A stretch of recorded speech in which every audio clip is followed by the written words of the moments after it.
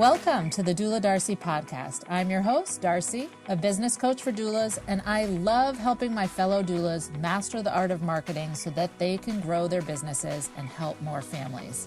On the podcast, I combine my decade of experience in advertising with 14 years as a doula to empower other doulas with the marketing strategies and mindset shifts they need to attract more clients and create successful, fulfilling doula careers.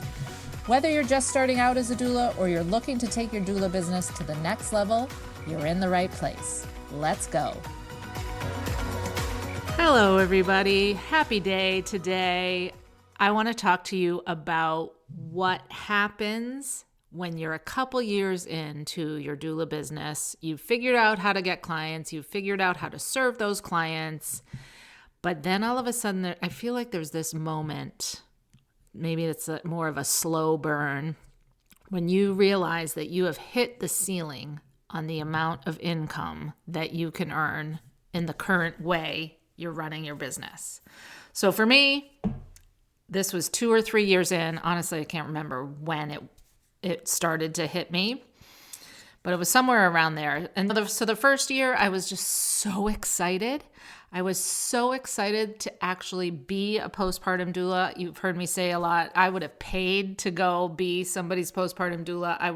I just had that burning passion to go help other moms. And so I was just so excited. I was doing it. I was doing what I needed to do to get clients. I had my marketing background, so I knew what to do there. I was just so focused on getting going, meeting people in the community, and getting busy with clients. And I did.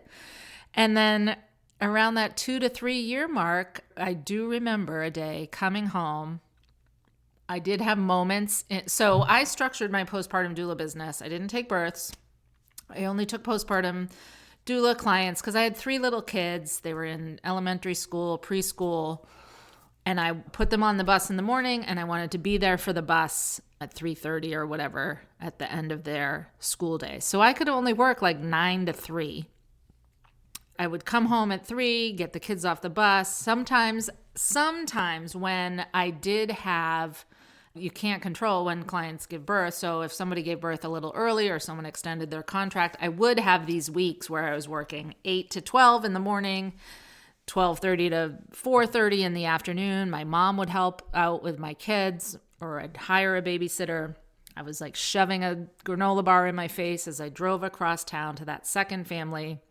When I was helping 2 families in one day, that's a lot of laundry for them. That's a lot of cooking. That's a lot of caring for the baby. That's a lot of listening to the mom, listening to the parents. And I would come home and my 3 kids would need me. They would have missed me. The sink would be overflowing with dishes. Laundry would be piled up. No one had clean clothes for school the next day. And I'd be like, I have already done like 6 loads of laundry today and 3 sinks of dishes. Do I really have to do more? And then the same kind of feeling would hit me at the end of the week, at the end of the month. I was working as much as I possibly could. Yes, I could have technically done overnights, but oh my God, I had just had 3 babies in 4 years. I was not doing any more sleepless nights. I used to joke, you would have to pay me $200 an hour to go be up with a baby at night. So being a mom to me was my first thing. That's the whole reason I quit my corporate job. Go listen to that podcast if you didn't hear the story of me quitting in a fit of postpartum anxiety when my daughter was 12 weeks old. Anyway, so I could work 9 a.m. to 3 p.m. essentially. And I was charging what I charged per hour at that time. And I knew I was at the top rate of other doulas in the area. I knew I couldn't raise my rates anymore. So I was earning as much as I could possibly earn per hour. And I only had these 6 hours a day. And then it felt like a part-time job trying to schedule that. If I had 2 clients a month, like doing one Monday, Wednesday, Friday, one Tuesday, Thursday, or whatever, lining up the due dates. And then I had set my packages up so that I worked 4-hour days, 4-hour shifts per day.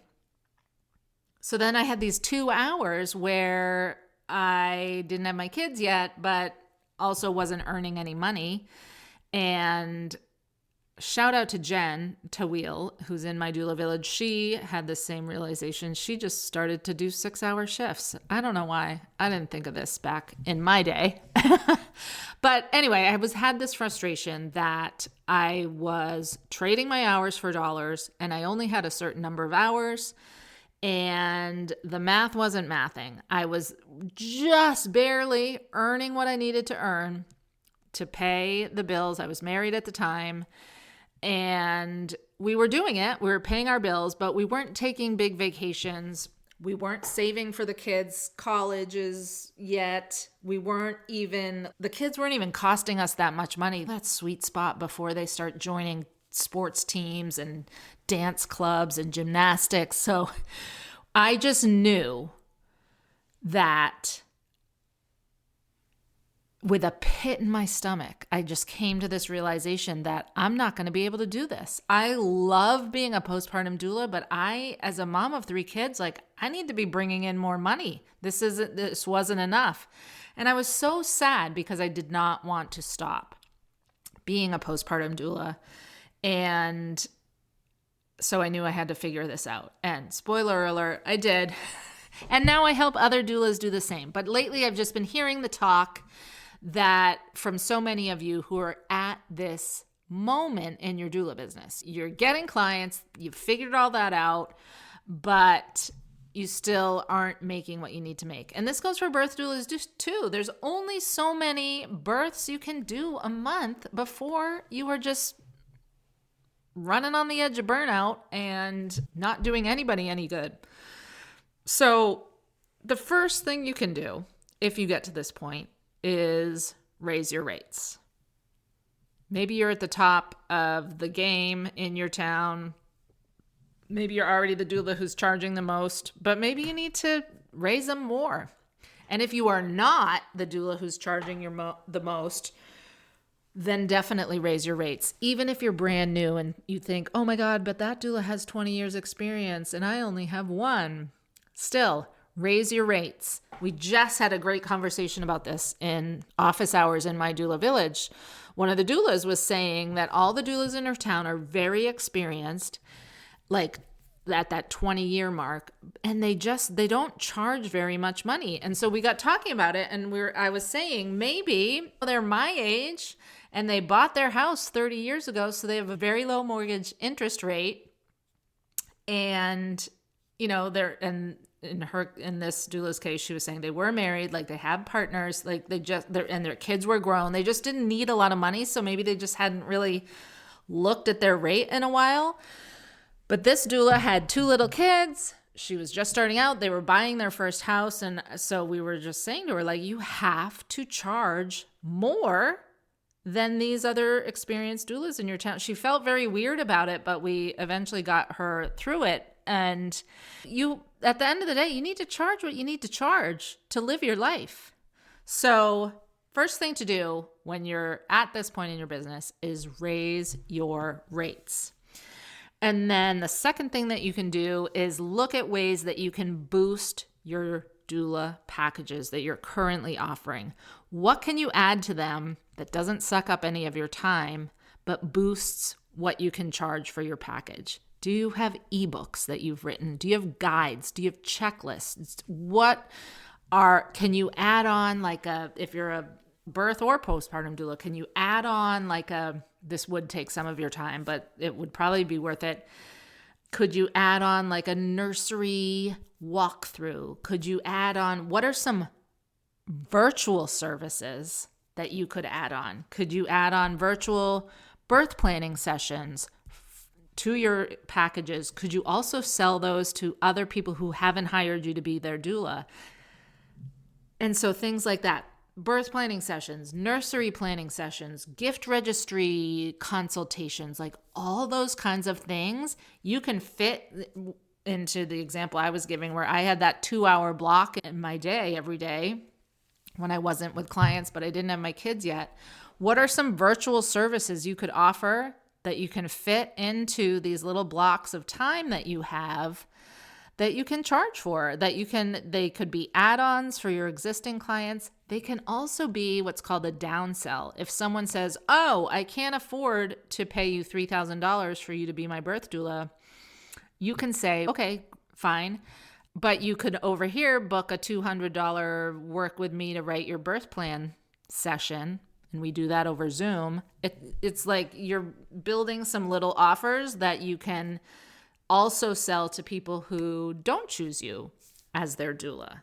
So there's so many things that you could do, and that you could, and pick I always say every doula has like a little secret sauce. What's your little specialty in the doula world? Do you know all the gear? Oh my gosh.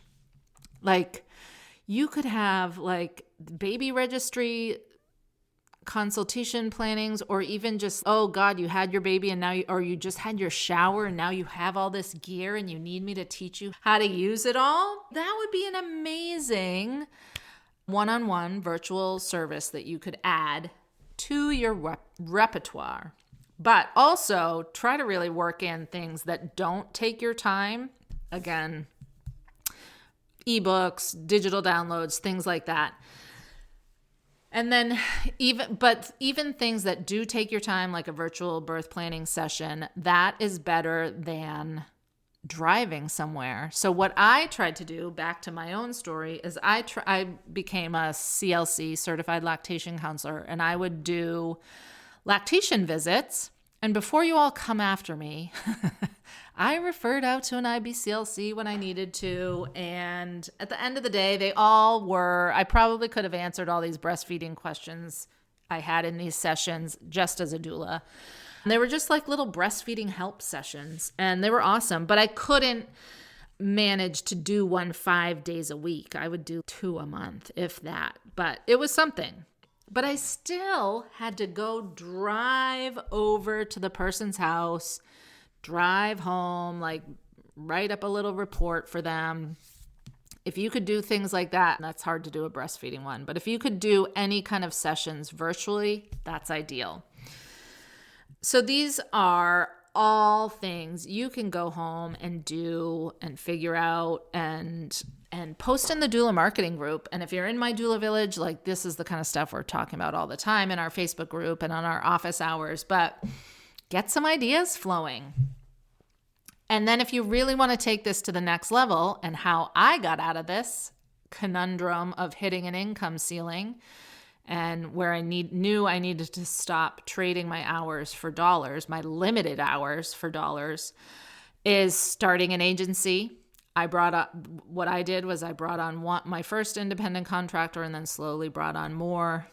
And then, as you all know, then I expanded into adding passive income revenue streams into my doula business. And I just love this for doulas, because not only does it help you with this income ceiling problem, you're starting to earn more income and work the same amount of hours, or be away from your family the same amount of hours. You can really, when you get into agencies and passive income, selling digital courses and downloads and products, that's when you can really start to earn way more income and have way more of an impact. You can help more people. Generally, I believe that if something sounds too good to be true, it is. But in this case, it is true. It is possible to work less hours, help more people, and earn more money. And if this is something you want to do, I highly encourage you to check out my one-on-one coaching packages. I absolutely love working one-on-one with doulas to find out where their little doula sweet spot is, what they would be so good at, and here's the other thing. For as many of you listening to this podcast, there's that many business operations that we can build. There's an infinite number of ways you can do this. And I love working with doulas to figure out their unique way to build the perfect business for them that A, meets their needs of them and their family, and B, harnesses their special sauce as a doula, their interests, their expertise, their zone of genius to build a business that is bringing them more income and not burning them out. Again, I am all about you all staying in this work for the long haul. And you're not going to do it if you're getting to that point like me, realizing, oh my God, I'm working my butt off and we're just barely getting by, because that just isn't going to cut it for the long haul. We just, in my doula village, I just did a 5-day, set up your doula business finances challenge with them. And this is what I was talking about. We need to be setting our rates not to just get by. We have to be conscientiously saving for our taxes. We need to be saving for retirement. We need to save for our kids' activities that they want to do and the college or whatever trade schools that they want to go to. We have to be grown-ups, you guys. And I want you to be a doula and a grown-up and feel satisfied. So I hope this was helpful. I hope you gained some little nugget of wisdom from this. Reach out to me if you want to join my doula village, if you want to do some one-on-one coaching with me to figure out what your magical combination of zone of genius and doula business we can build for you. I just absolutely love geeking out over this, and it is it turns out, zone of genius is helping you figure out the business for you and then the marketing plan to go with it. So I hope you have a great day. My next podcast episode is going to be coming to you live from the Birth Worker Retreat. I am heading off on a plane this weekend, flying down to Clearwater, Florida, and then we kick off the Birth Worker Retreat on the 20th. I honestly don't even know what day of the week it is.